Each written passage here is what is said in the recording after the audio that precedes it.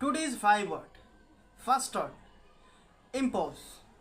Impose মানে কাউকে কোনো কিছু করতে বাধ্য করা, যেমন I impose my friend to study my work.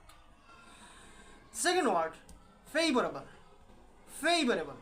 Favorable মানে কোনো কিছু অনুকূল, প্রিয় কোনো কিছু এই এরকম, যেমন writing is my favorable thing. Last, not last, third word is negligent. Negligent.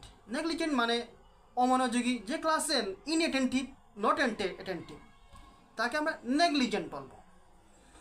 Number fourth word is replicate. Replicate মানে রিপ্রডিউস করা, কোনো কিছু আবার তৈরি করা বা পুনরাবৃত্তি করা। Last word is compel. Last word is compel.